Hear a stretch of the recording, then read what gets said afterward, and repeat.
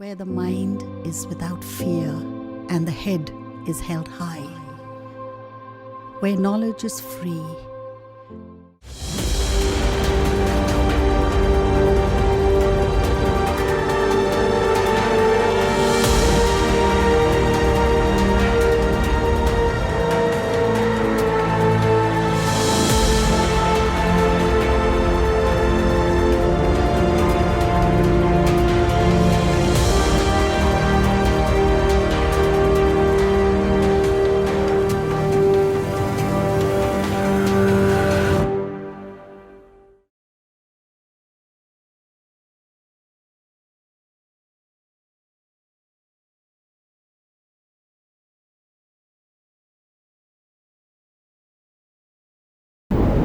প্রিয় ছাত্রছাত্রী, আজকে আবার আমি তোমাদের সামনে উপস্থিত হয়েছি।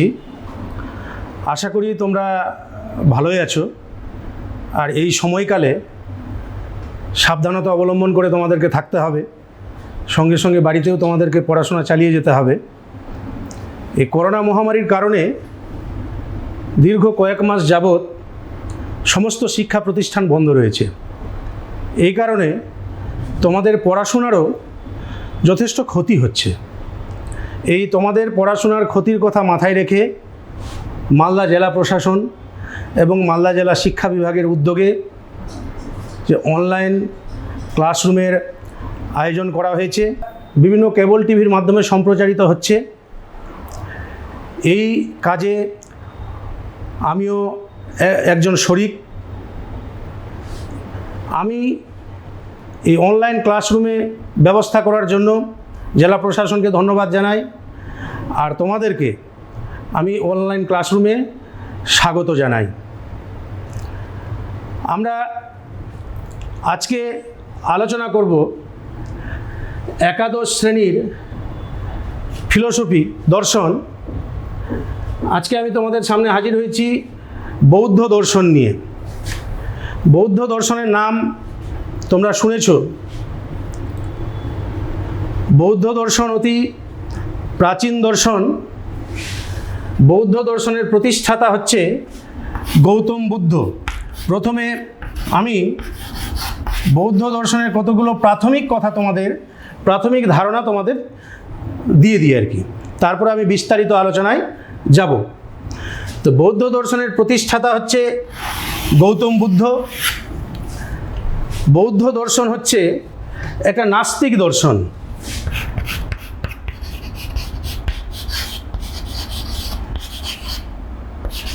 তোমাদের দর্শনের যেদিন প্রথম ক্লাস হয়েছিল, সেই ক্লাসে তোমাদের আলোচনা করা হয়েছিল যে ভারতীয় দর্শনকে দুটো ভাগে ভাগ করা হচ্ছে, একটা আস্তিক দর্শন এবং একটা নাস্তিক দর্শন।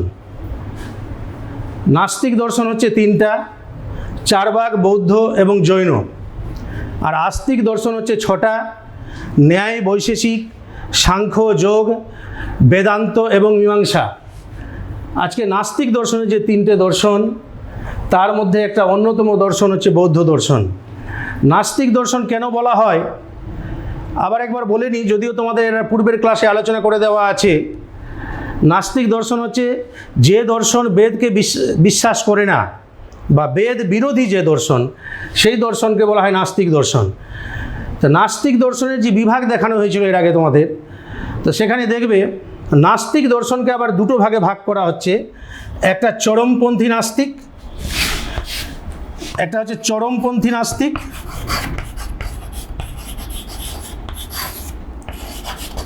চরমপন্থী নাস্তিক, আর একটা হচ্ছে নরমপন্থী।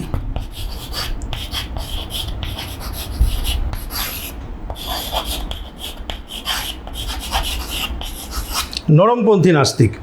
তো বৌদ্ধ দর্শন হচ্ছে এই নরমপন্থী নাস্তিক দর্শন। কারণ নরমপন্থী নাস্তিক দর্শন এই কারণে বলা হয় যে এরা বেদের বিরোধিতা করলেও বিরোধিতা ততটা তীব্র বিরোধিতা নয়। যারা তীব্র বিরোধিতা করে তাদেরকে চরমপন্থী নাস্তিক বলা হয়। চারবাকদেরকে বলা হয় চরমপন্থী নাস্তিক দর্শন। তাহলে কি দেখলাম? তাহলে বৌদ্ধ দর্শন হচ্ছে নাস্তিক দর্শন। কি ধরনের নাস্তিক দর্শন? নরমপন্থী নাস্তিক দর্শন। তাহলে আমরা কি জানলাম? তাহলে বৌদ্ধ দর্শনের প্রতিষ্ঠাতা হচ্ছে গৌতম বুদ্ধ, আর বৌদ্ধ দর্শন হচ্ছে নরমপন্থী নাস্তিক দর্শন। এবার বৌদ্ধ দর্শনের প্রামাণ্য গ্রন্থ,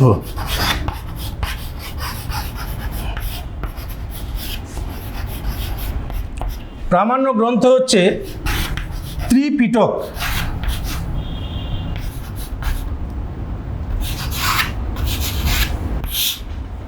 বৌদ্ধ দর্শনের প্রামাণ্য গ্রন্থ হচ্ছে ত্রিপিটক। ত্রিপিটক কথাটার অর্থ হচ্ছে যে তিনটা পিটক বা পেটিকা বা ঝাঁপি। পরে আমি এই বিষয়ে বিস্তারিত আলোচনা করছি। প্রথমে এটুকু জেনে রাখো যে বৌদ্ধ দর্শনের প্রামাণ্য গ্রন্থ হচ্ছে ত্রিপিটক। নেক্সট যেটা বিষয় হচ্ছে, বুদ্ধদেব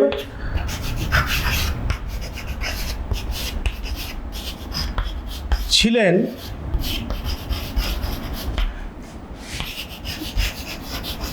বাস্তববাদী দার্শনিক। বাস্তববাদী দার্শনিক ছিলেন তিনি।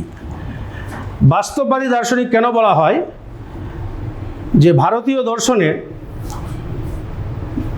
বেশিরভাগ দর্শন আছে যারা ঈশ্বর, আত্মা, পরলোক এইগুলোকে বিশ্বাস করছে আর কি, কিন্তু চার্বাকরা এই ঈশ্বর, আত্মা, পরলোককে স্বীকার করেন না।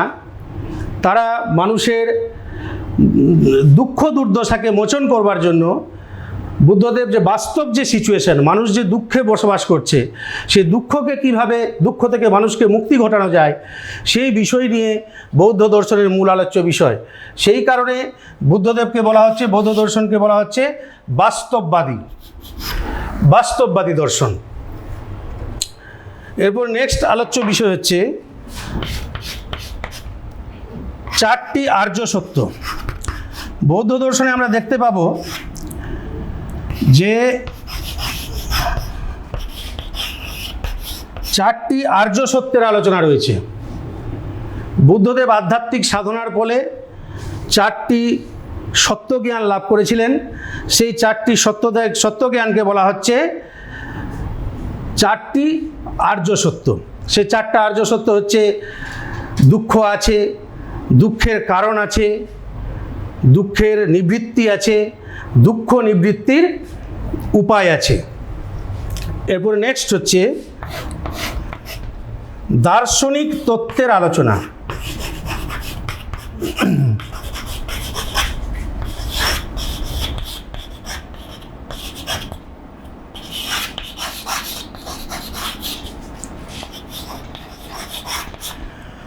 বুদ্ধদেব, একটু আগে বললাম যে বুদ্ধদেব বাস্তববাদী দার্শনিক থাকলেও তার দর্শনে দার্শনিক তত্ত্বের আলোচনা উল্লেখ পাওয়া যায়। যেমন প্রতীত্য সমুৎপাদ তত্ত্ব, কার্যকারণ তত্ত্ব, কর্মবাদ,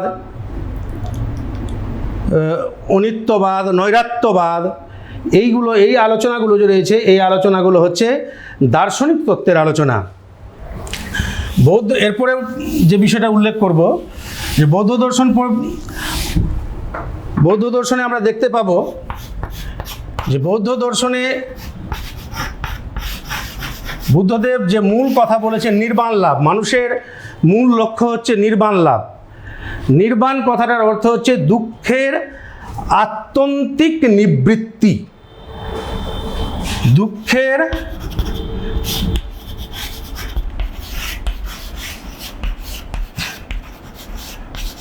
আত্যন্তিক নিবৃত্তিকে বলা হচ্ছে নির্বাণ, অর্থাৎ দুঃখ থেকে চিরমুক্তি। দুঃখ থেকে যখন একটা ব্যক্তি মুক্তি পেয়ে যাবে, তার জীবনে দুঃখ বলে আর কিছু থাকবে না, তখন বলা হবে যে সেই ব্যক্তিটি নির্বাণ লাভ করেছে।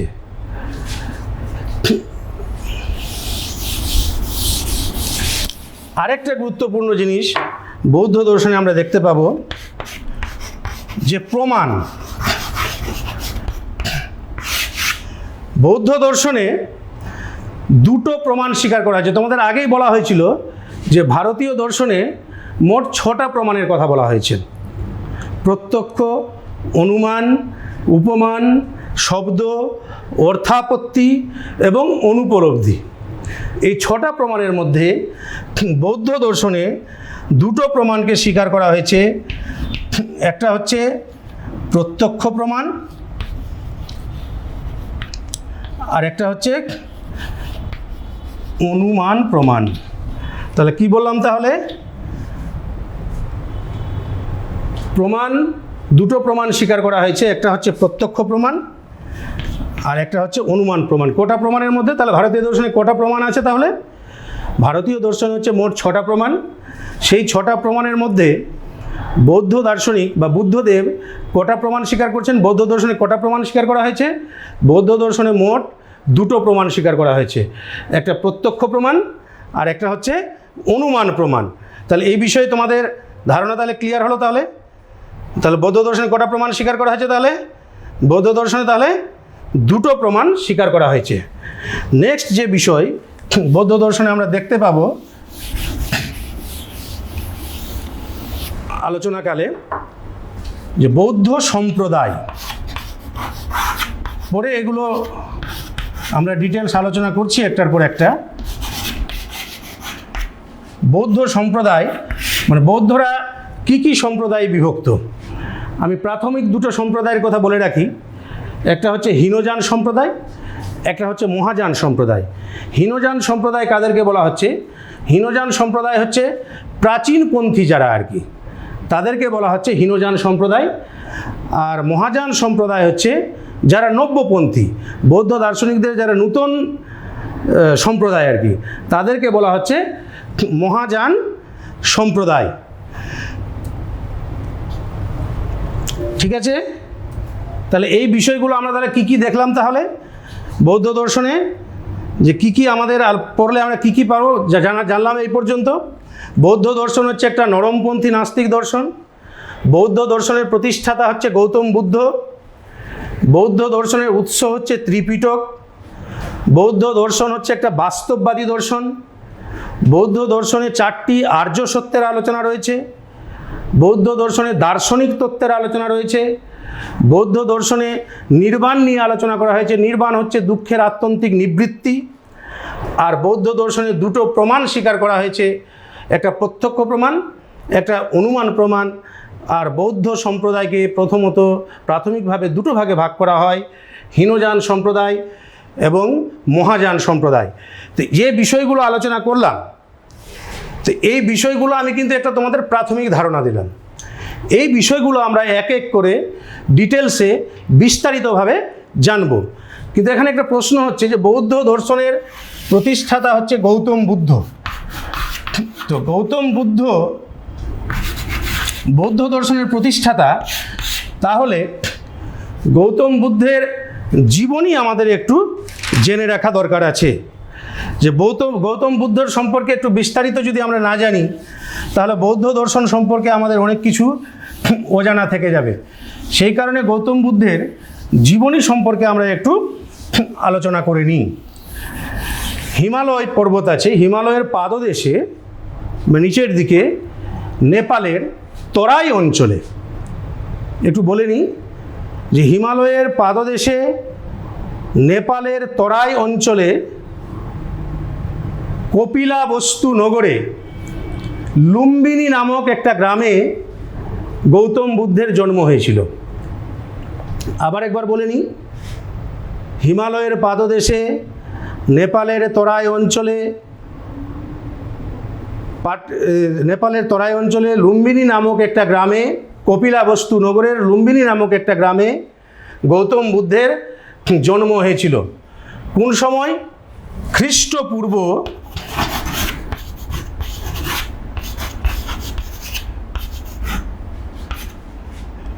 6ষ্ঠ শতকের মধ্যভাগে। খ্রিস্টপূর্ব 6ষ্ঠ শতকের মধ্যভাগে গৌতম বুদ্ধের জন্ম হয়েছিল। সেটা সালটাকে আনুমানিক হিসাবে ধরা হয় আর কি 563 খ্রিস্টপূর্বাব্দ। যদিও এই সালটাকে সঠিক হিসাবে মেনে নেওয়া হয় না, তাও আনুমানিক একটা পাওয়া গেছে একটা তথ্য, যে তথ্যে উল্লেখ রয়েছে যে খ্রিস্টপূর্ব ষষ্ঠ শতকের মধ্যভাগ অর্থাৎ 563 খ্রিস্টপূর্বাব্দে গৌতম বুদ্ধের জন্ম হয়। তার যে জন্ম হয়েছিল তার বংশটার নাম ছিল শাক্য বংশ। শাক্য বংশের এক অভিজাত পরিবারে জন্ম হয়েছিল, একটা বড় পরিবারে জন্ম হয়েছিল তার। শাক্য বংশের এক অভিজাত পরিবারে তার জন্ম হয়েছিল। তার পিতার নাম হচ্ছে শুদ্ধোধন এবং মাতার নাম মায়া দেবী। কি বললাম? পিতার নাম শুদ্ধোধন, মাতার নাম মায়া দেবী। ছোটবেলায় তাকে নাম রাখা হয়েছিল সিদ্ধার্থ। ছোটবেলায় তার নাম ছিল সিদ্ধার্থ, তোমরা জানো অনেকেই। আর তার নামের পূর্বে নামের সঙ্গে যুক্ত আছে গৌতম। বুদ্ধ নামটা পরে হয়েছে, সেই বিষয়ে তোমাদের ব্যাখ্যা দিচ্ছি। বুদ্ধ নামটা পরবর্তীতে তার নামের সঙ্গে বুদ্ধ যুক্ত হয়েছে। বুদ্ধ শব্দের অর্থ হচ্ছে জ্ঞানী, সেটা আমি পরে ব্যাখ্যা করছি। তো তার প্রথমে নাম রাখা হয়েছিল সিদ্ধার্থ, আরেকটা তাকে নামে ডাকা হতো গৌতম বলে। এই গৌতম নামের একটা তাৎপর্য রয়েছে, তোমরা হয়তো অনেকে জেনে থাকতে পারো। তার এক বিমাতা ছিল বা মাসি বলা হয় তাকে, বিমাতা, তার নাম হচ্ছে গৌতমী। এই গৌতমী থেকে তার নামটা গৌতম হয়েছে। মানে সিদ্ধার্থকে যে কোলেপিঠে মানুষ করেছিল আর কি, তার মায়ের থেকে বেশি অবদান ছিল তার বিমাতা গৌতমীর আর কি। সেই কারণে তাকে তার নামের সঙ্গে গৌতম নামটা যুক্ত হয়েছিল। সিদ্ধার্থ বা গৌতম বলা হতো ছোটোবেলায় তাকে।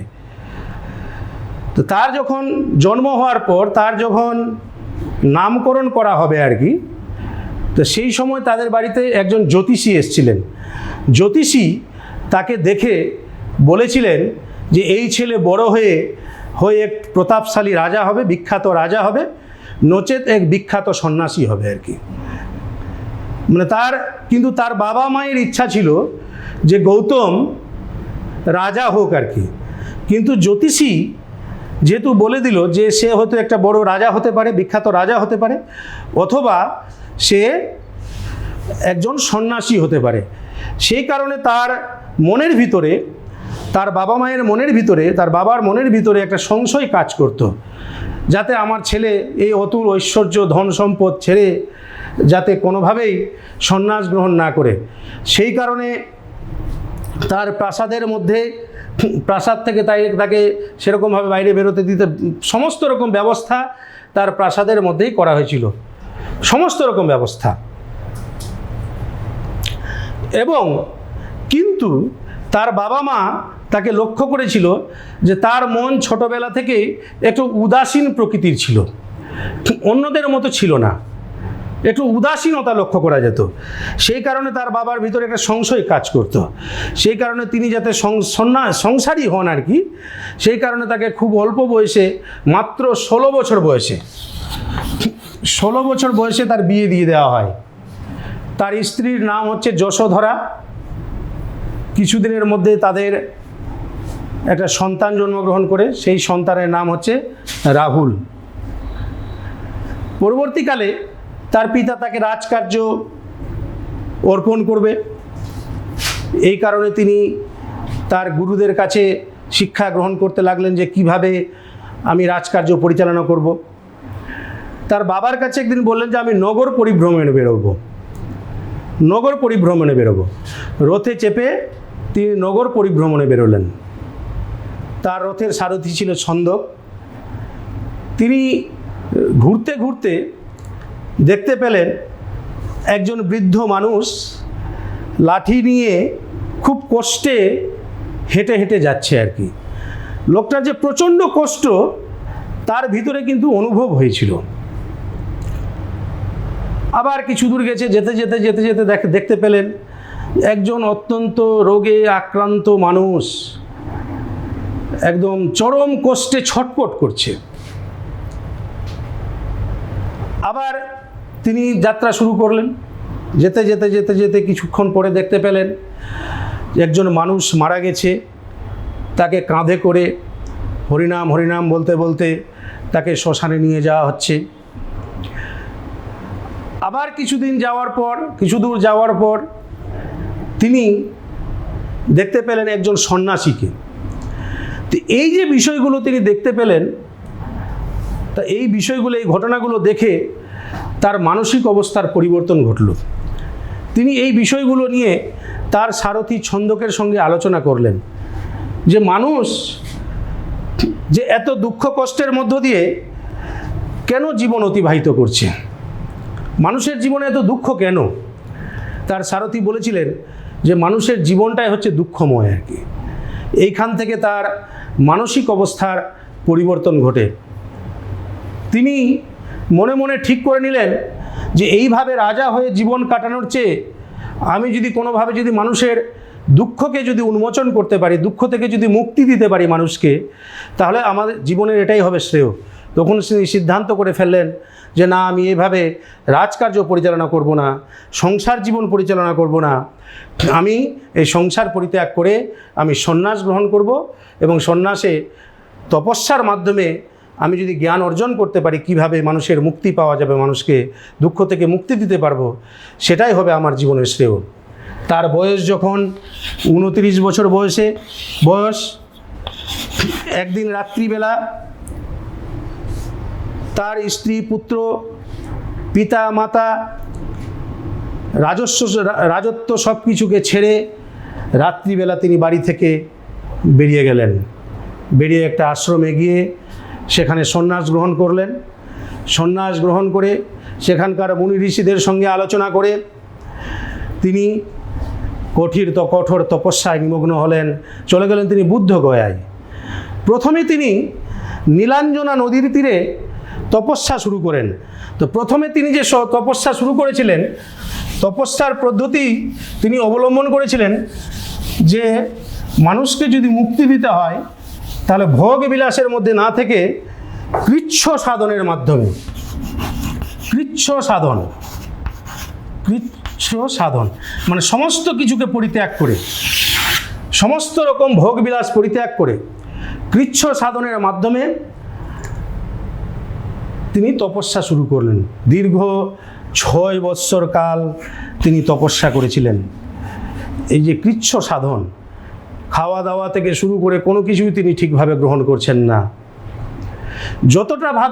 যতটা পারে পরিত্যাগ করা যায় সেই চেষ্টা করতে লাগলেন। এতে দেখা গেল কি, তার শরীর ভেঙে পড়ল, তার তপস্যায় আর মনোযোগ নেই। তখন তিনি সিদ্ধান্ত করলেন যে না, এই কৃচ্ছ সাধনের মাধ্যমে আমি যদি তপস্যা করি তাহলে কিন্তু কোনো পথ আমি খুঁজে পাবো না। এই যে কৃচ্ছ সাধন কি বলেছিলাম, একটা হচ্ছে কৃচ্ছ সাধন আর একটা হচ্ছে ভোগ বিলাস। একটা হচ্ছে ভোগ বিলাস। এই তখন তিনি কি করলেন, আমি ভোগ বিলাসও গ্রহণ করেননি, ভোগ বিলাস তো আগেই তিনি ত্যাগ করে চলে এসেছেন। আর কৃচ্ছ সাধনের মাধ্যমেও সম্ভব নয়। এর একটা মধ্যবর্তী পন্থা তিনি গ্রহণ করলেন, মধ্যপথ বলা হয় আর কি। মানে ঠিক কৃচ্ছ সাধনও না আর ভোগ বিলাসও না, যতটা সম্ভব জীবনে যা কিছু প্রয়োজন ব্যবহার করতে হবে। ভোগ বিলাসের মধ্যে না গিয়ে তিনি বৌদ্ধগয়ায় একটা অশ্বত্থ বৃক্ষের নিচে বসে তিনি তপস্যা করতে লাগলেন। তপস্যা করলেন 59 দিন তপস্যা করার পর তিনি বোধি জ্ঞান লাভ করলেন।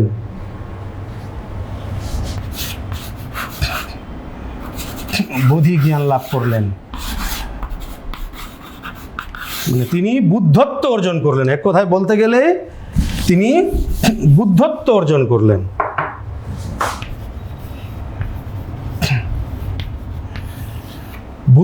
বুদ্ধ কথার অর্থ হচ্ছে জ্ঞানী।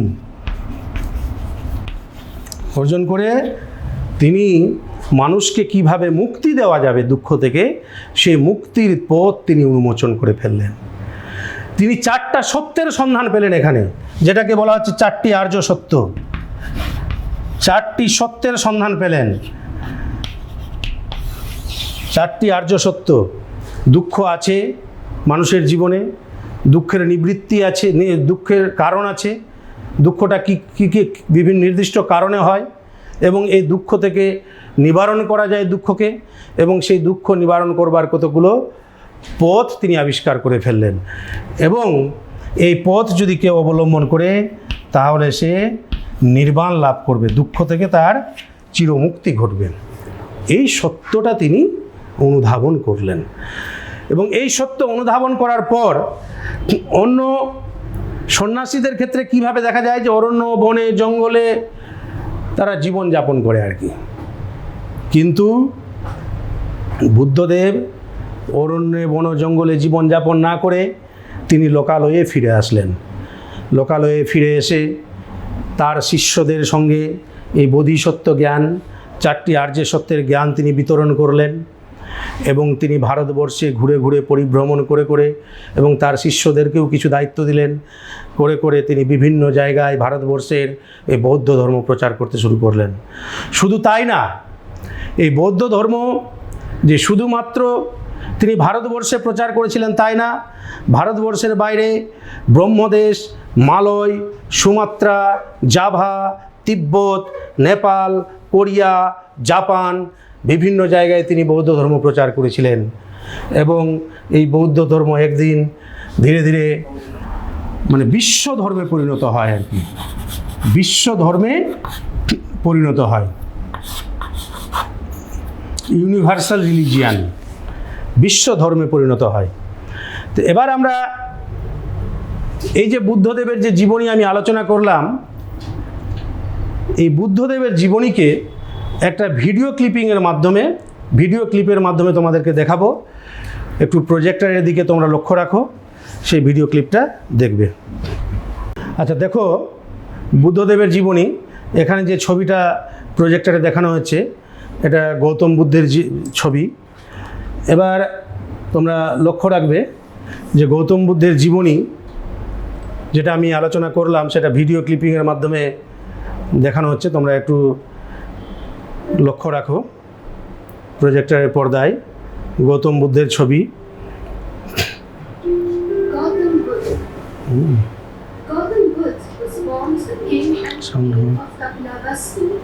দেখো, কপিলাবস্তু নগরে তার জন্ম হয়েছে, মা বাবার সঙ্গে রয়েছে গৌতম বুদ্ধ।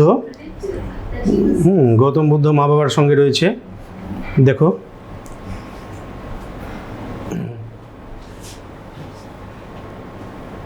দেখো এটা তার যে বিমাতা গৌতমী, তার হাত ধরে রয়েছে সিদ্ধার্থ। সিদ্ধার্থ তার গুরুর কাছ থেকে শিক্ষা গ্রহণ করছে।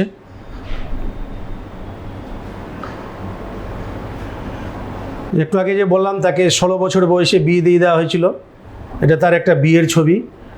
তার স্ত্রী যশোধরা সারথী ছন্দকের সঙ্গে নগর পরিভ্রমণে বেরিয়েছিলেন, কপিলাবস্তু নগরে। নগরে গিয়ে তিনি দেখতে পেলেন একটা বৃদ্ধ মানুষ চরম কষ্টে চলছে, একটা অসুস্থ মানুষ দেখতে পাচ্ছ, একটু খেয়াল করে দেখো, একটা অসুস্থ রোগাক্রান্ত মানুষ কাতর যন্ত্রণায় ছটফট করছে। তারপরে একটা ছবি দেখতে পাচ্ছ যে একজন মানুষ মারা গেছে, তাকে কাঁধে করে শ্মশানে নিয়ে যাওয়া হচ্ছে। একটা সন্ন্যাসীর ছবি দেখতে পাচ্ছ। এগুলো দেখার পর তার মনের অবস্থা পরিবর্তন হয়েছিল।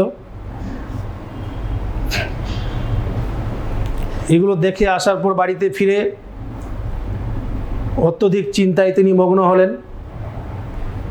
তিনি ভাবতে লাগলেন যে এই সব দুঃখ থেকে মানুষকে কিভাবে মুক্তি দেওয়া যায়।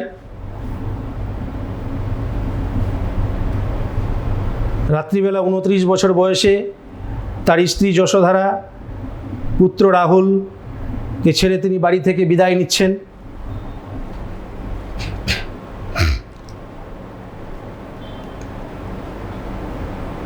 এখানে একটা দেখতে পাচ্ছ, বাড়ি থেকে বেরিয়ে তিনি এক জায়গায় বসে তিনি ভাবছেন একই কথা, কিভাবে মানুষের দুঃখ থেকে মুক্তি দেওয়া যায়। তিনি তপস্যায় মগ্ন আছেন।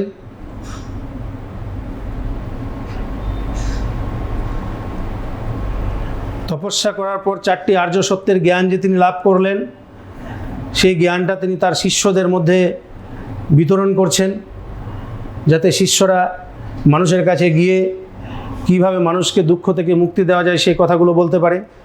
এখানে একটা ধ্যানের ছবি দেওয়া আছে।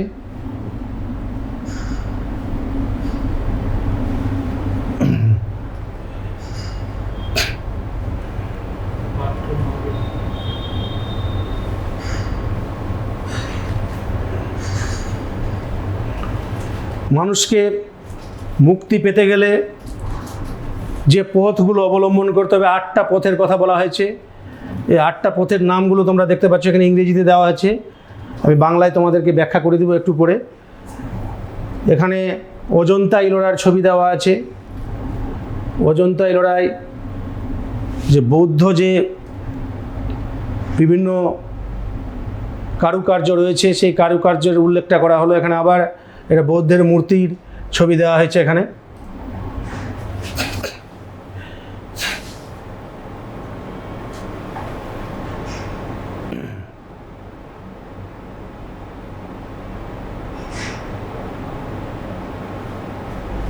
বুদ্ধদেবের যে আবির্ভাব হয়েছিল,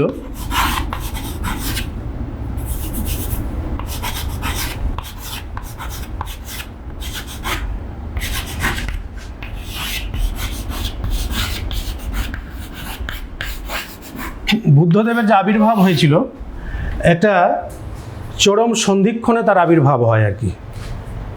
ভারতবর্ষের মানুষ তখন দুটো চিন্তাধারায় প্রভাবিত ছিল। একটা হচ্ছে মীমাংসা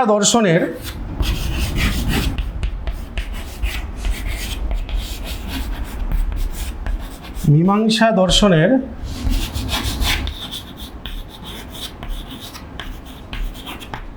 যাগযজ্ঞের চিন্তাধারা,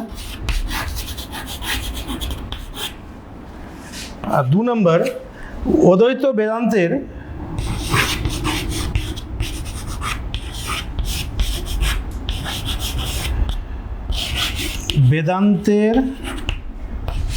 নির্গুণ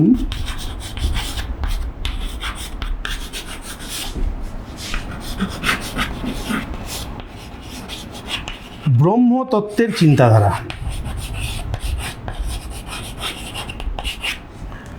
গৌতম বুদ্ধের যখন আবির্ভাব হয়, তখন ভারতবর্ষের মানুষরা এই দুটো চিন্তাধারায় জীবনযাপন করছিল। একটা চিন্তাধারা কি বললাম, যে মীমাংসা দর্শনের যাগযজ্ঞের চিন্তাধারা।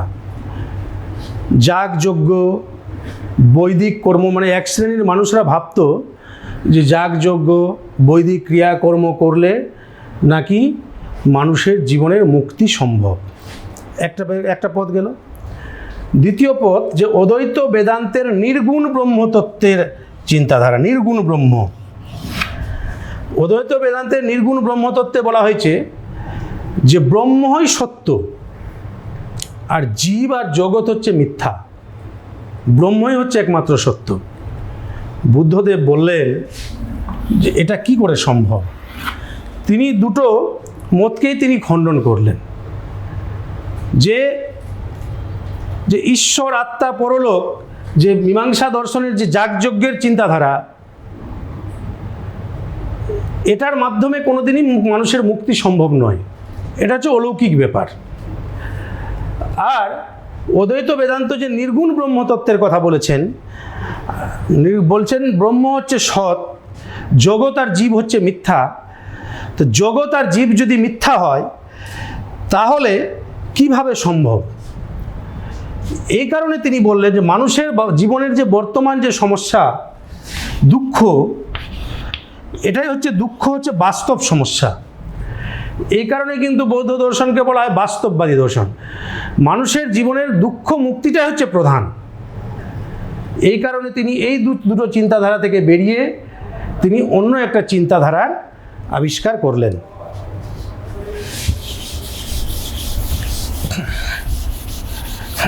এরপরে নেক্সট যেটা আমরা আলোচনা করব, যে প্রথমে যে তোমাদের একটা বলেছিলাম যে বৌদ্ধ দর্শনের প্রামাণ্য গ্রন্থ হচ্ছে ত্রিপিটক। তো সেটার উৎস কিভাবে হলো? বৌদ্ধ দর্শনের উৎস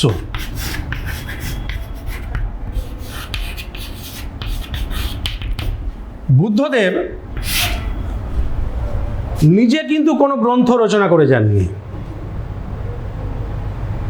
4টি মহান সত্য জ্ঞান লাভ করার পর তিনি কি করলেন? তিনি সেই কথাগুলোকে তার শিষ্যদের কাছে পালি ভাষায় ব্যাখ্যা করতেন। পালি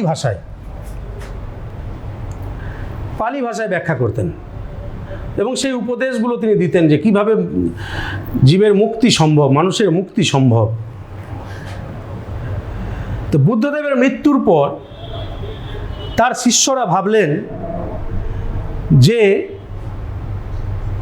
বুদ্ধদেবের এই উপদেশগুলোকে গ্রন্থাকারে লিপিবদ্ধ করে রাখা দরকার এবং তারা সেই লিপিবদ্ধের কাজ শুরু করলেন। গ্রন্থ রচনার পর সেখানে কোন মতটা বুদ্ধের সঠিক মত আর কোন মতটা বুদ্ধের সঠিক মত নয় সেটা আলোচনা করার জন্য রাজগৃহ বলে একটা জায়গা আছে, সেই রাজগৃহে একটা বৌদ্ধ সম্মেলন আহ্বান করলেন।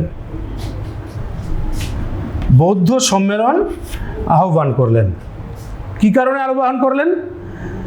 যে বৌদ্ধ গ্রন্থ রচনা করতে গেলে কোনটা সঠিক বুদ্ধ মত আর কোনটা সঠিক বুদ্ধ মত নয় সেটাকে প্রমাণ করার জন্য। সেখানে দেখা গেল বিশেষ করে সে বুদ্ধদেবের একটা প্রাচীন, বলতে গেলে যে বুদ্ধদেবের পুরাতন শিষ্য আর কি, তার নাম হচ্ছে পুরাণ। তিনি বিরোধিতা করলেন যে বুদ্ধদেবের কথাগুলোকে নিয়ে যে গ্রন্থ রচনা করা হয়েছে এখানে অনেকগুলো মত কিন্তু বুদ্ধদেবের মত নয়, সেখানে দ্বিমত হয়ে যায়। সে দ্বিমতের ফলে দুটো সম্প্রদায়ের উদ্ভব হলো, সেটা আমি পড়ে যাচ্ছি।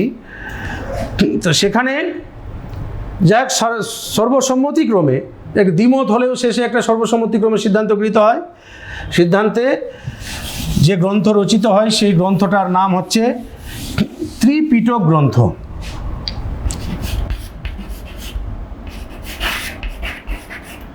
ত্রিপিটক, ত্রি কথার অর্থ হচ্ছে 3 আর পিটক কথার অর্থ হচ্ছে পেটিকা বা ঝাঁপি বা এটাকে বাস্কেট বলা হয়। মানে 3টা পেটিকা, মানে 3টে গ্রন্থ। সহজ কথায় যদি বলা হয় যে 3টি গ্রন্থ, সেই 3টে গ্রন্থ কি কি? একটা হচ্ছে বিনয় পিটক,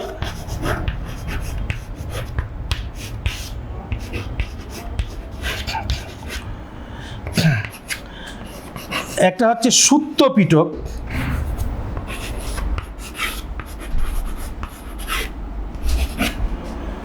আর একটা হচ্ছে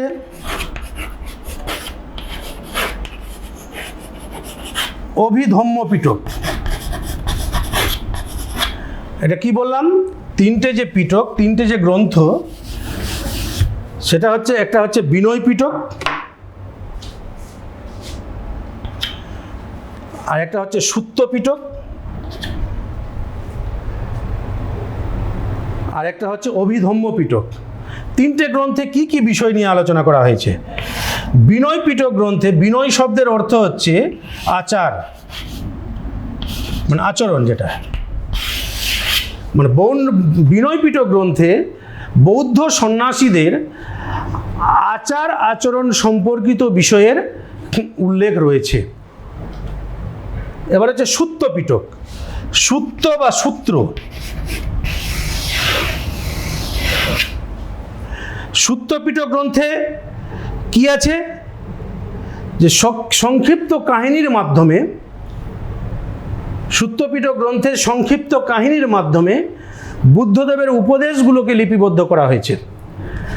আর অভিধম্ম পিটক গ্রন্থে কি আছে? অভিধম্ম পিটক গ্রন্থে দার্শনিক তত্ত্বের আলোচনা রয়েছে। অভিধম্ম পিটক গ্রন্থে দার্শনিক তত্ত্বের আলোচনা রয়েছে। তাহলে কি বললাম?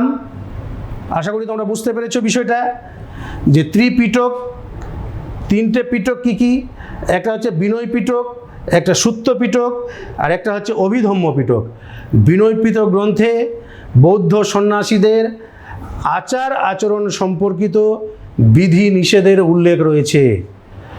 সুত্ত পিটক গ্রন্থে সংক্ষিপ্ত কাহিনীর মাধ্যমে বুদ্ধদেব যে উপদেশগুলো শিষ্যদেরকে দিয়েছিলেন, সেই বুদ্ধদেবের উপদেশগুলো কাহিনী আকারে লেখা রয়েছে।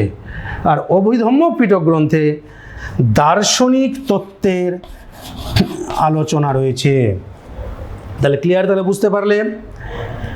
এবার আমরা একটু এই ত্রিপিটকের বিভিন্ন বিষয়গুলো আর দেখানোর জন্য, গ্রন্থগুলোকে দেখানোর জন্য এবার একটু তোমরা চোখ রাখো প্রজেক্টরের দিকে। আচ্ছা, দেখো যে ত্রিপিটক গ্রন্থের কথা যে বলা হলো, ত্রিপিটক বইয়ের একটা ছবি দেওয়া আছে। এই যে ত্রিপিটক, এখানে তিনটে বইয়ের ছবি দেওয়া আছে। তিনটে পিটক কি কি?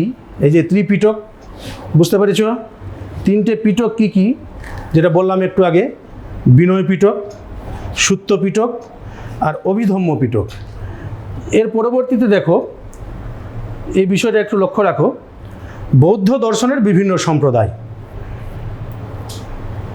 বৌদ্ধ দর্শনের বিভিন্ন সম্প্রদায়, যেটা একটু আগে বলেছিলাম, বৌদ্ধ দর্শনের মূলত প্রথমত দুটো ভাগে ভাগ করা হচ্ছে সম্প্রদায়কে।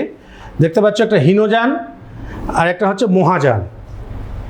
হীনযানটা হচ্ছে প্রাচীনপন্থী, মানে বুদ্ধদেবের যে প্রাচীন শিষ্যদের থেকে যে মতগুলো বেরিয়ে এসছে। আর মহাযানদেরকে বলা হয় নব্যপন্থী। আর হীনযান, দেখো এখানে যে হীনযানের পাশে লেখা আছে বস্তুবাদ। বস্তুবাদী কাদেরকে বলা হয়? বস্তুবাদী বলা হয় তাদেরকে যারা মন নিরপেক্ষ বস্তুর অস্তিত্বকে স্বীকার করে। মন নিরপেক্ষ বস্তুর অস্তিত্ব মানে একটা বস্তুর স্বাধীন অস্তিত্বকে যারা স্বীকার করে, তাদেরকে বলা হয় বস্তুবাদী দার্শনিক। আর মহাযান হচ্ছে ভাববাদী দার্শনিক। এদেরকে ভাববাদী কেন বলা হচ্ছে? এরা মন সাপেক্ষ বস্তুর অস্তিত্বকে স্বীকার করে। একটা বাইরের বস্তু যতক্ষণ না একটা মনের গোচর হবে, ততক্ষণ তার অস্তিত্বকে স্বীকার করা হবে না।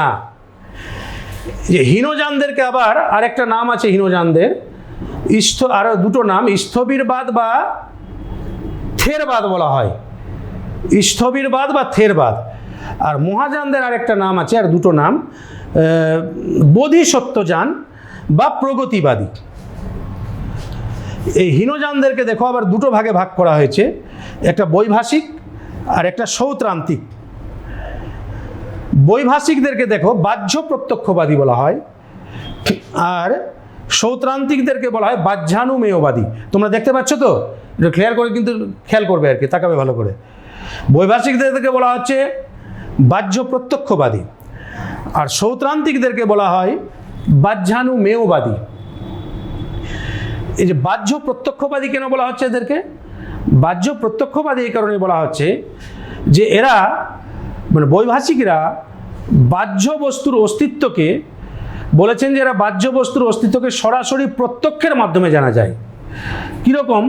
যেমন ধরো আমি এই ডাস্টারটা যদি দেখছি, তো এই ডাস্টারটা আমি সরাসরি দেখতে পাচ্ছি। এই জন্য এদেরকে বলা হচ্ছে বাহ্য প্রত্যক্ষবাদী। আর সৌত্রান্তিকদেরকে বাহ্যানুমেয়বাদী বলা হয়। বাহ্যানুমেয়বাদী বলা হয় কেন?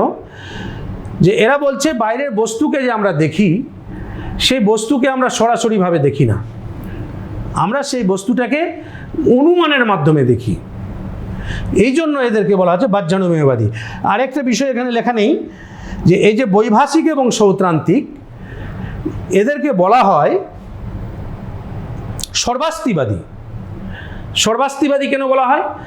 যে এরা বাহ্য জগৎ এবং মনোজগৎ দুটোরই অস্তিত্বকে স্বীকার করে। বাহ্য জগতে বাইরের যে বস্তু রয়েছে এবং মনের জগতে যে অস্তিত্ব রয়েছে, দুটোকে এরা স্বীকার করছে। এই জন্য বৈভাষিক এবং সৌত্রান্তিক এদেরকে বলা হয় বাহ্যানুমেয়বাদী, ভুল বললাম, সর্বাস্তিবাদী। তাহলে সংশোধন করে বুঝতে পেরেছ? তাহলে বৈভাষিক আর সৌত্রান্তিকদেরকে বলা হচ্ছে সর্বাস্তিবাদী। এবার এদিকে চলে এসো মহাযানরা ভাববাদী। এদেরকে আবার দুটো ভাগে ভাগ করা হচ্ছে, একটা মাধ্যমিক আর একটা যোগাচার। মাধ্যমিকদের পাশে দেখো লেখা আছে শূন্যবাদী। শূন্যবাদী কেন বলা হচ্ছে? যে এরা মনেরও অস্তিত্ব স্বীকার করছে না আর বস্তুর অস্তিত্বকেও স্বীকার করছে না। বুঝতে পেরেছো কি বিষয়টা? মানে সব কিছুই শূন্য, কোনো কিছুর অস্তিত্বকেই স্বীকার করছে না। এই জন্য মাধ্যমিকদেরকে বলা হয় শূন্যবাদী। আর যোগাচারদেরকে বিজ্ঞানবাদী বলা হয়। কেন? যে এরা বস্তুর অস্তিত্বকে স্বীকার করছে না, কিন্তু মন বা চেতনা বা বিজ্ঞানের অস্তিত্বকে স্বীকার করছে। এই জন্য এদেরকে বলা হয় বিজ্ঞানবাদী। তাহলে বুঝতে পেরেছো? তাহলে বৌদ্ধ দর্শনের যে বিভিন্ন সম্প্রদায়, প্রথমত আরেকবার বলে নিচ্ছি, দুটো ভাগে ভাগ করা হচ্ছে, হীনযান আর মহাযান। হীনযানদেরকে বলা হচ্ছে বস্তুবাদী, মহাযানদেরকে ভাববাদী। আবার হীনযানদেরকে দুটো ভাগে ভাগ করা হচ্ছে, একটা বৈভাষিক, একটা সৌত্রান্তিক। বৈভাষিকদেরকে বলা হয় বাহ্য প্রত্যক্ষবাদী, সৌত্রান্তিকদেরকে বলা হচ্ছে বাহ্যানুমেয়বাদী। যদি এখান থেকে ধরো মনে করো প্রশ্ন আসলো যে বৈভাষিকদের বাহ্য প্রত্যক্ষবাদী বলা হয় কেন, তাহলে লিখবে তোমরা, বৈভাষিকরা যেহেতু বলেছেন যে বাহ্য বস্তুর অস্তিত্বকে সরাসরি প্রত্যক্ষের মাধ্যমে জানা যায়, সেই কারণে এদের বাহ্য প্রত্যক্ষবাদী বলা হয়।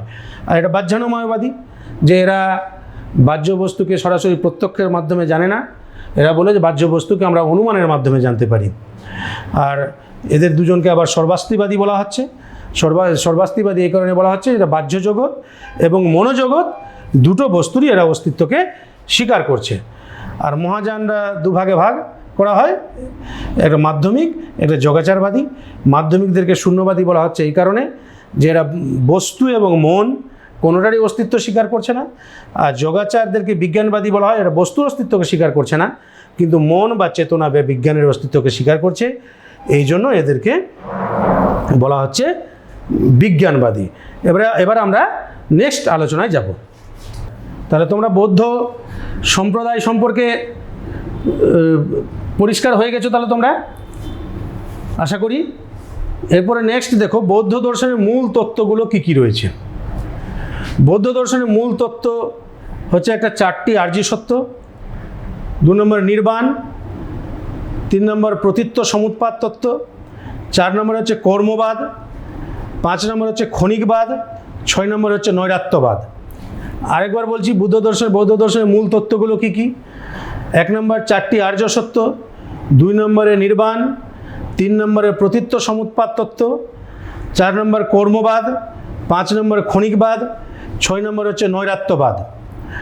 আমরা এবার এগুলো এক এক করে আলোচনা করব। প্রথমত দেখো যে 4টি আর্য সত্য প্রথমে আলোচনা করি।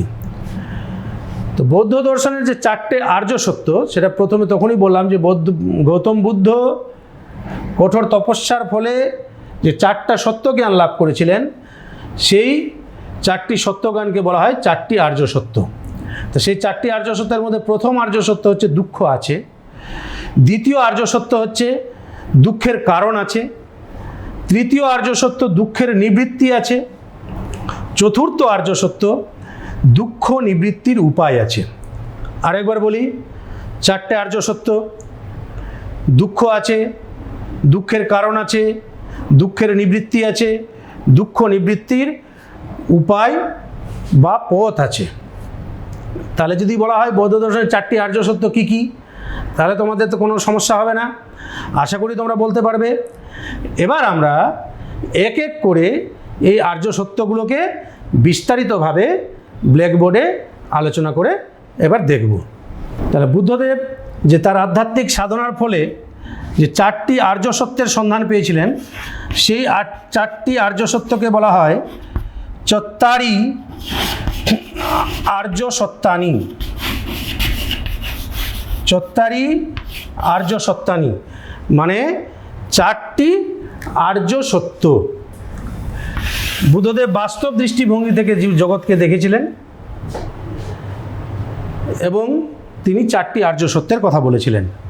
এই চারটি আর্য সত্যকে একত্রে বলা হয় চারটি আর্য সত্য বা চত্তারি আর্য সত্যানি। এই চারটি আর্য সত্যের মধ্যে প্রথম আর্য সত্য হচ্ছে দুঃখ আছে। বুদ্ধদেব বলেছিলেন যে এই জগৎ হচ্ছে দুঃখময়। সর্বং দুঃখম, সর্বং দুঃখম অর্থাৎ সব কিছু দুঃখময়। এটা বুদ্ধদেব উপলব্ধি করেছেন। এই জগতে সব কিছুই দুঃখময়। কীরকমভাবে? জন্ম দুঃখ, মৃত্যু দুঃখ, জরাবেধি দুঃখ, প্রিয় বিচ্ছেদ দুঃখ, অপ্রিয় সংযোগ দুঃখ, যেটা আমি চাই না সেটা পেয়ে গেলে দুঃখ, আর যেটা আমি চাই সেটা না পেলেও দুঃখ। তার মানে এই জগৎ হচ্ছে দুঃখময়। যেমন আমি একটা উদাহরণ দিই, যেমন ধরো একটা বাচ্চা যখন জন্মগ্রহণ করে, যে দেখবে জন্মগ্রহণ করার সঙ্গে সঙ্গে ওই বাচ্চা শিশুটা কিন্তু কাঁদে না, হাসে না, সে বাচ্চা শিশুটা কিন্তু কাঁদে। তো সেই কথাটার অর্থটা কি? সেই বাচ্চা শিশুটা এই পৃথিবীতে যে জন্মগ্রহণ করলো, সে দুঃখ ভোগ করার জন্যই কিন্তু জন্মগ্রহণ করলো। এই জন্য জন্মের সঙ্গে সঙ্গে সে কাঁদে। আবার একটা মানুষ যখন তার জীবন অতিবাহিত করার পর যখন মৃত্যু মুখে পতিত হয়, মারা যায় যখন, তো মরার পরে দেখবে অন্যান্যরা কাঁদে। সেও যে চলে গেল, যাওয়ার সময় কিন্তু সবাইকে দুঃখ দিয়ে গেল। আর ও যখন জন্মগ্রহণ করলো, ও কিন্তু নিজে দুঃখ পেয়ে জন্মগ্রহণ করলো। এই কারণে বুদ্ধদেব বলেছেন যে সর্বাং দুঃখম। তাহলে ক্লিয়ার হয়েছে তাহলে প্রথম আর্য সত্যটা, যে প্রথম আর্য সত্যে কী বলা হলো? যে এই জগৎ হচ্ছে দুঃখময়। সর্বাং দুঃখম, জন্ম দুঃখ, মৃত্যু দুঃখ, জরা ব্যাধি দুঃখ, প্রিয় বিচ্ছেদ দুঃখ, অপ্রিয় সংযোগ দুঃখ, যেটা আমি চাই সেটা না পেলে দুঃখ, যেটা চাই না সেটা পেলে দুঃখ, ইত্যাদি আর কি। এই কারণে প্রথম আর্য সত্যকে তিনি বলেছেন দুঃখ আছে। তাহলে ক্লিয়ার হয়েছে তাহলে প্রথম আর্য সত্য। এবার চলে যাব দ্বিতীয় আর্য সত্য।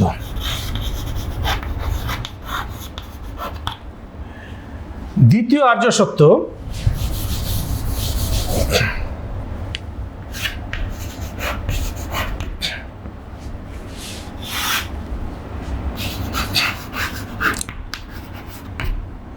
দুঃখের কারণ আছে। দ্বিতীয় আর্য সত্যে তিনি বলেছেন যে দুঃখের কারণ আছে। এই যে দুঃখ যে হয়, এই দুঃখের পিছনে কিন্তু কারণ রয়েছে। বিনা কারণে কিন্তু দুঃখ হয় না মানুষের জীবনে। এই দুঃখটাকে তিনি কার্যকারণের সম্বন্ধ বলেছেন, যেটা বৌদ্ধ দর্শনে প্রতীত্য সমুৎপাদ নীতির উপরে প্রতিষ্ঠিত। প্রতীত্য সমুৎপাদ নীতির উপরে প্রতিষ্ঠিত।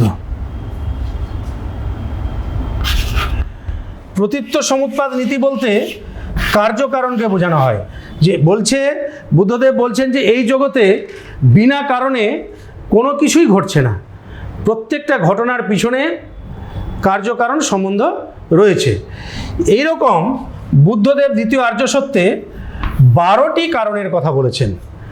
এই 12টি কারণ হচ্ছে অবিদ্যা, সংস্কার, বিজ্ঞান, নামরূপ, সরায়তন, স্পর্শ, বেদনা, তৃষ্ণা, উপাদান, ভব, জাতি, জরামরণ। আমি বললাম, এ বললে হয়তো সবটা তোমাদের মনে থাকবে না, একটু আমি লিখি যে দ্বিতীয় আর্য সত্যের যে 12টা কারণ, সেই 12টা কারণগুলো কি কি তোমরা পারলে খাতাতে লিখে রাখতে পারো। একটা হচ্ছে অবিদ্যা, 2 নম্বর হচ্ছে সংস্কার, 3 নম্বর হচ্ছে বিজ্ঞান,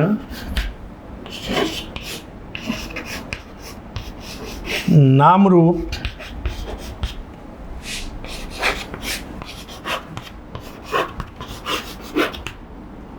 সরায়তন,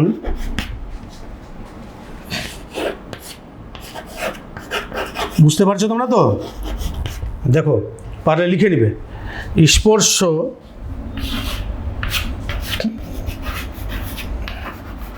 বেদনা,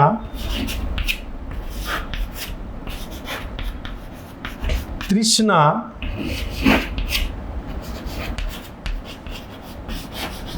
উপাদান, ভব,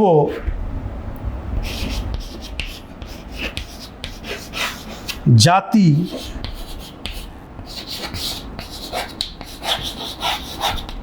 জরা মরণ। এই 12টা কারণের কথা বুদ্ধদেব বলেছেন, গৌতম বুদ্ধ। অবিদ্যা, সংস্কার, বিজ্ঞান, নামরূপ, সরায়তন, স্পর্শ, বেদনা, তৃষ্ণা, উপাদান, ভব, জাতি, জরামরণ। তো এই যে 12টা কারণ, এই 12টা কারণকে বলা হয় দ্বাদশ নিদান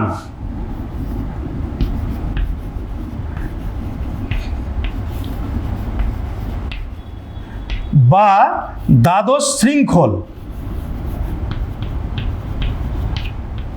দ্বাদশ শৃঙ্খল বা দ্বাদশ নিদান। দ্বাদশ মানে 12টা, শৃঙ্খল মানে হচ্ছে 12টা কারণ একটার পর একটা শৃঙ্খলে আবদ্ধ রয়েছে। তো এই অর্থগুলোর একটু, এই শব্দগুলোর একটু অর্থ বিশ্লেষণ করা দরকার আর কি। যে অর্থ যদি বিশ্লেষণ যদি না করা হয়, তাহলে কিভাবে এই কারণগুলো একের পর এক যুক্ত রয়েছে, মানে একটা কারণের জন্য একটা কিছু ঘটছে আর কি। প্রত্যেকটা কারণ কিন্তু অঙ্গাঙ্গিভাবে জড়িত রয়েছে। যে দেখো শেষে যে 12 নম্বর কারণ আছে জরা মরণ। জরা মরণ কথাটার অর্থ হচ্ছে, জরা মানে রোগ ব্যাধি, মরণ মানে হচ্ছে মৃত্যু। তো জরা মরণ, তো জরা মরণটা কেন হয়? এখানে দেখো জাতি, জাতি, জাতিটা কথার অর্থ হচ্ছে যে জন্ম। জন্ম আছে বলে কিন্তু জরা মৃত্যুটা হচ্ছে। জন্ম যদি না থাকতো তাহলে কিন্তু জরা মৃত্যু কিন্তু হতো না। তার জন্মটা কেন হচ্ছে? জন্মটা কেন হচ্ছে দেখো, তার আগে দেখো ভব। ভব কথার অর্থ হচ্ছে, ভব কথার অর্থ হচ্ছে যে পুনর্জন্মের ইচ্ছা। পুনর্জন্মের ইচ্ছা আছে বলে কিন্তু জন্মটা হচ্ছে। এবার পুনর্জন্মের ইচ্ছাটা কেন হচ্ছে দেখো, তার আগে আছে উপাদান, মানে বিষয়াসক্তি। বিষয়াসক্তিটা কেন? আমার বিষয়ের প্রতি একটা আসক্তি আছে, যে এই বিষয়টা আমি পেলে, এই জিনিসটা পেলে আমার ভালো হতো বলেই কিন্তু পুনর্জন্মের ইচ্ছা আছে। বিষয়ের প্রতি ইচ্ছাটা কেন হচ্ছে? তৃষ্ণা আছে বলে। তৃষ্ণা কথার অর্থ হচ্ছে ভোগের ইচ্ছা। ভোগের ইচ্ছাটা কেন হচ্ছে? যে বেদনা আছে বলে। বেদনা মানে হচ্ছে ইন্দ্রিয়ানুভূতি। ইন্দ্রিয়ের অনুভূতি আছে বলে কিন্তু ভোগের ইচ্ছাটা হচ্ছে। এবার ইন্দ্রিয়ানুভূতিটা কেন হচ্ছে? স্পর্শ। স্পর্শ হচ্ছে যে বিষয়ের সঙ্গে ইন্দ্রিয়ের সংযোগ। এই যে ব্ল্যাকবোর্ডটা দেখছি, এই বিষয়টার সঙ্গে আমার ইন্দ্রিয়ের সংযোগ ঘটছে। সেটা কেন ঘটছে? যে সরায়তন আছে বলে। সরায়তন মানে হচ্ছে যে 6টা ইন্দ্রিয়, চক্ষু, কর্ণ, নাসিকা, জিহ্বা, ত্বক এবং মন, 6টা ইন্দ্রিয়। তো 6টা ইন্দ্রিয় কেন আছে? যে নামরূপ। নামরূপ মানে হচ্ছে দেহ এবং মনের সংগঠন আছে বলে 6টা ইন্দ্রিয় আছে। এবার দেহ ও মনের সংগঠন কেন আছে? যে বিজ্ঞান। বিজ্ঞানটা হচ্ছে যে চেতনা, চেতনা আছে বলে কিন্তু দেহ মনের সংগঠন আছে। চেতনা যদি না থাকতো তাহলে দেহ মনের সংগঠন থাকতো না, সেটা জড় পদার্থ হয়ে যেত। এবার চেতনা কেন আছে? যে পূর্বজন্মের অভিজ্ঞতার কিছু ছাপ আছে। পূর্বজন্মের অভিজ্ঞতার কিছু ছাপ আছে কেন? যে অবিদ্যা, মানে মূল কারণ হচ্ছে এই অবিদ্যা। অবিদ্যা কথাটার অর্থ হচ্ছে যে প্রকৃত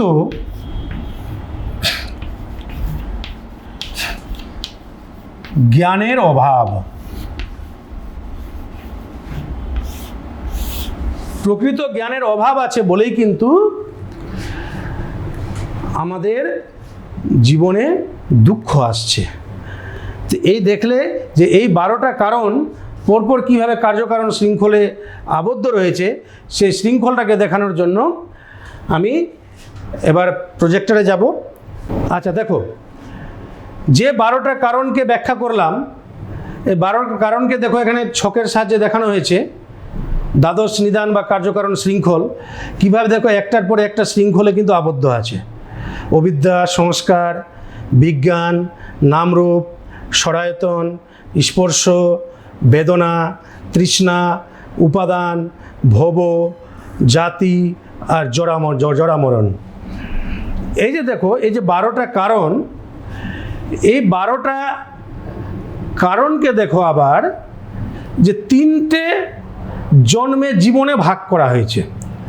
একটা হচ্ছে পূর্বজন্ম বা পূর্ব জীবন, একটা হচ্ছে বর্তমান জীবন, আর একটা হচ্ছে পরজন্ম বা পরজীবন। এই যে অবিদ্যা আর সংস্কার, এটা হচ্ছে পূর্বজন্মের। সে পূর্বজন্মে অবিদ্যা এবং সংস্কার মনের ভিতরে আছে বলে আমাদের বর্তমান জীবনে এই কারণগুলোর সৃষ্টি হচ্ছে। এই যে বিজ্ঞান, নামরূপ, সরায়তন, স্পর্শ, বেদনা, তৃষ্ণা, উপাদান, ভব, এই 8টা কারণকে, বিজ্ঞান থেকে ভব পর্যন্ত 8টা কারণকে বর্তমান জীবনে বলা হয়েছে। এগুলো বর্তমান জীবনে ঘটে, আর এইগুলো বর্তমান জীবনে ঘটে বলে পরবর্তী জীবনে জন্ম হয়, আর জন্ম হলে আবার দুঃখ ভোগ হয়। তো এই যে 12টা কারণ, এই 12টা কারণকে একসঙ্গে বলা হয় ভবচক্র। ভবচক্র কেন বলা হয়? এগুলো চক্রাকারে ঘুরতে থাকে। দেখো এই স্লাইডটাতে দেখো তোমরা, এটা ভবচক্র। 3টে জীবন বলা হয়েছে। একটা অতীত জীবনে কি বলা হয়েছিল? অবিদ্যা আর সংস্কার। এবার বর্তমান জীবনে দেখো নামরূপ, বিজ্ঞান, নামরূপ, সরায়তন, স্পর্শ, বেদনা, তৃষ্ণা, উপাদান, ভব, জাতি, জরামরণ। এই যে 12টা কারণ, এই 12টা কারণ মানুষের জীবনে অতীত, বর্তমান এবং ভবিষ্যৎ 3টে কালে চক্রাকারে ঘুরতে থাকে। এই কারণে একে বলা হচ্ছে ভবচক্র। এবং এই ভবচক্রের কারণে কিন্তু মানুষের জীবনে দুঃখ ঘটছে। এই 12টা কারণের যে মূল কারণ যে অবিদ্যা, অবিদ্যা হচ্ছে প্রকৃত জ্ঞানের অভাব বা 4টি চার্য সত্য সম্পর্কে যে জ্ঞানের যে অভাব, এই অভাবটার জন্যই কিন্তু আমাদের জীবনে দুঃখ আসছে এবং আমরা জীবনে দুঃখ ভোগ করছি।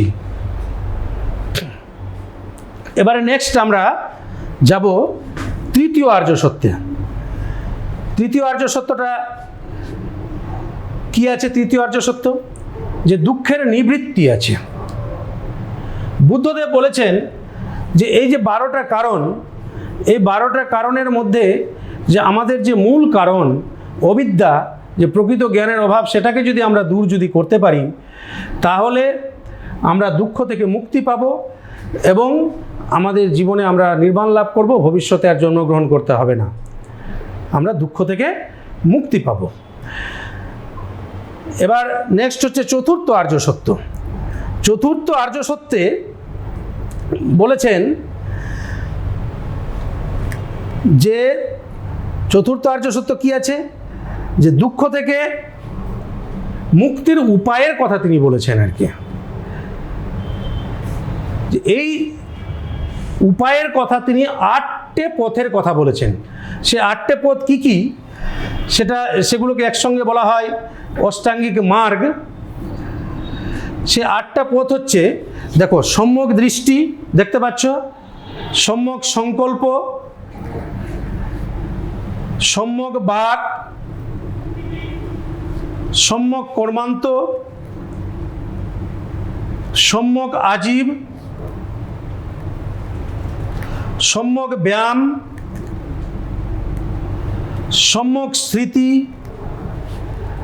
আর সম্যক সমাধি। এই 8টা কি, যে চতুর্থ আর্য সত্যে যে বলা হয়েছে যে দুঃখ নিবৃত্তির উপায় বা পথ আছে, এই উপায় পথকে বলা হচ্ছে, একসঙ্গে 8টা পথ আছে, এই জন্য একে বলা হচ্ছে অষ্টাঙ্গিক মার্গ। এই 8টা মার্গ হচ্ছে সম্যক দৃষ্টি, সম্যক সংকল্প, সম্যক বাক, সম্যক কর্মান্ত, সম্যক আজীব, সম্যক ব্যায়াম, সম্যক স্মৃতি আর সম্যক সমাধি। তো 8টা পথ কোনটার কি মানে বা কিভাবে বিশ্লেষণ, আমি এটা একটু ব্ল্যাকবোর্ডে তোমাদের আলোচনা করছি, তোমরা একটু লক্ষ্য রাখো, ব্ল্যাকবোর্ডের দিকে লক্ষ্য রাখো। দেখো, তোমাদের যে প্রজেক্টরে যে তোমরা দেখলে যে অষ্টাঙ্গিক মার্গ, অষ্টাঙ্গিক মার্গ বুদ্ধদেবের যে চতুর্থ আর্য সত্য দুঃখ নিবৃত্তির উপায় বা পথ বা মার্গ আছে। তো দুঃখ থেকে মুক্তি লাভ করতে গেলে এই 8টা পথ যদি অবলম্বন করে তাহলে দুঃখ থেকে মুক্তি পাওয়া যাবে। তো এই 8টা পথ হচ্ছে সম্যক দৃষ্টি, সম্যক সংকল্প, সম্যক বাক, সম্যক কর্মান্ত, সম্যক আজীব, সম্যক ব্যায়াম, সম্যক স্মৃতি, সম্যক সমাধি। আমি একটা একটা করে আলোচনা করছি, তোমরা একটু খেয়াল করো। প্রথমত হচ্ছে সম্যক দৃষ্টি। সম্যক দৃষ্টি কথাটার অর্থ কি? সম্যক দৃষ্টি বলতে বৌদ্ধ দর্শনে যা বোঝানো হয়েছে যে বুদ্ধদেব নির্দেশিত যে 4টি আর্য সত্য, দুঃখ আছে, দুঃখের কারণ আছে, দুঃখের নিবৃত্তি আছে এবং দুঃখ নিবৃত্তির উপায় বা পথ আছে। তো এই 4টা আর্য সত্য সম্পর্কে যে যথার্থ জ্ঞান যদি থাকে তাহলে সেটাকে বলা হচ্ছে সম্যক দৃষ্টি। আর সম্যক কথার অর্থ হচ্ছে সৎ, মানে সৎ দৃষ্টি বলতে পারো, সৎ দৃষ্টি, সৎ সংকল্প, সৎ বাক, সৎ কর্মান্ত ইত্যাদি আর কি। তাহলে সম্যক দৃষ্টি কি বলা হলো, বোঝা গেল। সম্যক দৃষ্টি কথার অর্থ হচ্ছে যথার্থ জ্ঞান। কিসের যথার্থ জ্ঞান? যে বুদ্ধদেব যে 4টি আর্য সত্যের কথা বলেছেন, সেই 4টি আর্য সত্য সম্পর্কে যথার্থ জ্ঞানকে বলা হচ্ছে সম্যক দৃষ্টি। 2 নম্বর, সম্যক সংকল্প। সম্যক সংকল্প কথার অর্থ কি? সংকল্প বলতে কি বোঝানো হয়? যে কোনো কিছু যে করার যে দৃঢ় প্রতিজ্ঞাবদ্ধ, যে আমি এই কাজটা করবই, যে দুঃখ থেকে আমি মুক্তি পাবই, এই পথগুলো আমি অবলম্বন করবই, যতই কষ্ট হোক না কেন। এই যে মনের মধ্যে যে একটা দৃঢ় প্রতিজ্ঞা, সেটাকে বলা হচ্ছে সম্যক সংকল্প। ক্লিয়ার হয়েছে? তাহলে বুঝতে পেরেছ? নেক্সট 3 নম্বর হচ্ছে সম্যক বাক। সম্যক বাক মানে হচ্ছে সৎ কথা, মানে সংযত কথাবার্তা, সদা সত্য কথা বলতে হবে, মিথ্যা কথাকে পরিহার করতে হবে, সেটা হচ্ছে সম্যক বাক। এরপর হচ্ছে সম্যক কর্মান্ত। সম্যক কর্মান্ত বলতে বোঝানো হচ্ছে কাজ, মানে সৎ কাজ। আমি যে কোনো কাজ করব না কেন, সেই কাজটা যাতে সৎ কাজ হয়, সেটা যাতে কোনো মতেই অসৎ কাজ আমি অনুসরণ না করি, অসৎ পথ যাতে আমি অনুসরণ না করি, সেটাকে বলা হচ্ছে সম্যক কর্মান্ত। 5 নম্বর দেখো, সম্যক আজীব। আজীব কথাটার অর্থ হচ্ছে জীবিকা নির্বাহ। আমরা যে জীবিকা নির্বাহ করব, সেই জীবিকা নির্বাহের পথ হবে আমাদের সৎ পথ। মানে জীবিকা নির্বাহের জন্য পশু হত্যা করা যাবে না, চুরি করা যাবে না, ছিনতাই ডাকাতি ইত্যাদি অসৎ কোনো কাজে জীবিকা নির্বাহ, পয়সা উপার্জন করে জীবিকা নির্বাহ করা যাবে না। 6 নম্বর হচ্ছে সম্যক ব্যায়াম। সম্যক ব্যায়াম বলতে এখানে কিন্তু শারীরিক ব্যায়ামের কথা কিন্তু বলা হয়নি, এখানে সম্যক ব্যায়ামের কথা বলা হয়েছে যে আমি আমার মন থেকে অসৎ চিন্তাকে সবসময় দূরে রাখব এবং অসৎ চিন্তার উৎপত্তি যাতে আমার মনে না হয় সেই সময় সদা সতর্ক থাকতে হবে। আর কি, তার সঙ্গে সঙ্গে সবসময় সৎ চিন্তা করতে হবে। আর মনের মধ্যে কিভাবে সৎ চিন্তার আবির্ভাব ঘটানো যায় সেই চেষ্টাটা সবসময় করতে হবে। এটাকেই বলা হচ্ছে সম্যক ব্যায়াম। আবার একবার বলছি, তাহলে সম্যক ব্যায়ামটা কি? যে মনের মধ্যে কোনো সময় অসৎ চিন্তা করা যাবে না এবং অসৎ চিন্তার উদয় যাতে না হয় সেই বিষয়টা সবসময় মনে রাখতে হবে। সবসময় মনের মধ্যে সৎ চিন্তা করতে হবে, আর সৎ চিন্তা, নতুন নতুন সৎ চিন্তার আবির্ভাব কীভাবে করা যায় সেই বিষয়টাকে লক্ষ্য রাখতে হবে। এবার হচ্ছে সম্যক স্মৃতি। সম্যক স্মৃতিটা কি? মানে স্মরণে রাখা। যে প্রথমেই বলা হয়েছিল 4টি আর্য সত্যের যে জ্ঞান, সেই 4টি আর্য সত্যের জ্ঞান কোনো মতেই কিন্তু ভুলে গেলে চলবে না, সেটাকে সবসময় মনে রাখতে হবে। ঠিক আছে, নেক্সট 8 নম্বর হচ্ছে সম্যক সমাধি। শেষ মার্গ হচ্ছে সমাধি। আমরা যদি এই পথগুলো যদি আমরা মেনে চলি সঠিকভাবে, তাহলে একজন ব্যক্তি সমাধি লাভ করবে, মানে সে নির্বাণ লাভ করবে। নির্বাণ কথাটার অর্থ আগেই বলেছিলাম। নির্বাণ মানে হচ্ছে দুঃখের আত্যন্তিক নিবৃত্তি, অর্থাৎ দুঃখ থেকে চিরমুক্তিকে বলা হচ্ছে নির্বাণ, যেটা বৌদ্ধ দর্শনের যে মূল লক্ষ্য, একটা মানুষের নির্বাণ লাভ করা। তাহলে এটা ক্লিয়ার হয়েছে তোমাদের? তাহলে এখান থেকে যে কোনো ধরনের প্রশ্ন আসলে তোমাদের কোনো অসুবিধা হবে না। যে অষ্টাঙ্গিক মার্গ কি, তাহলে আজকে বৌদ্ধ দর্শনের যে আলোচনা হলো, তাহলে তোমাদের মোটামুটি সেই সম্পর্কে স্পষ্ট ধারণা হয়েছে। এবার যে বিষয়টা একটু বলে নিব আর কি, যে এখান থেকে কিন্তু কোনো বড় প্রশ্ন থাকছে না। এখান থেকে তোমাদের কোশ্চিন থাকবে, তোমাদের মাল্টিপল চয়েস কোশ্চিন থাকবে 1 নম্বরের 4টা কোশ্চিন, আর এসএকিউ কোশ্চিন থাকবে 1 নম্বরের 2 নম্বর, মোট 6 নম্বরের কোশ্চিন থাকবে। এখানে কোনো বড় কোশ্চিন আসবে না। যে কয়েকটা কোশ্চিনের নমুনা আমি তোমাদের প্রজেক্টরে দেখিয়ে দিচ্ছি, তোমরা একটু দেখে নাও। দেখো, যে তোমরা দেখতে পাচ্ছ এখানে কয়েকটা কোশ্চিন আমি দিয়েছি, প্রশ্ন। যে বৌদ্ধ দর্শনের প্রতিষ্ঠাতাকে, আশা করি তোমাদের অসুবিধা হবে না। গৌতম বুদ্ধ। বৌদ্ধ দর্শনের কয়টি প্রমাণ স্বীকার করা হয়েছে? 2টি প্রমাণ স্বীকার করা হয়েছে। প্রত্যক্ষ অনুমান, প্রতীত্য সমুৎপাদ, এই ধারণাটি কোন আর্য সত্যে রয়েছে? দ্বিতীয় আর্য সত্যে রয়েছে। বৌদ্ধ দর্শনে পিটকের সংখ্যা কয়টি? 3টি, যেটা আলোচনা করা হয়েছিল, বিনয় পিটক, সুত্ত পিটক, অভিধম্ম পিটক। আর বৌদ্ধ দর্শনে কয়টি মার্গের কথা স্বীকার করা হয়েছে? 8টি মার্গের কথা স্বীকার করা হয়েছে। যে তোমাদের যে এই কটাই প্রশ্ন থাকবে সেই কিন্তু বিষয়টা না, তোমাদের এখান থেকে আরও অনেকগুলো প্রশ্ন হতে পারে। সেই প্রশ্নগুলো সবটা এখানে দেখানো সম্ভব নয়, আমাদের সময় খুব অল্প। তোমরা বাড়িতে ভালো করে বইটা পড়বে, যাতে কোনো অসুবিধা না হয় সেই বিষয়টা মাথায় রেখে বইটা বারে বারে খুঁটিয়ে খুঁটিয়ে পড়বে, কারণ ছোট কোশ্চিন আসবে তোমাদের। এরপরেও যদি তোমাদের কোনো অসুবিধা হয়, তোমাদের বিদ্যালয়ের যে ফিলোসফির যে টিচার আছে তার সঙ্গে তোমরা যোগাযোগ করবে।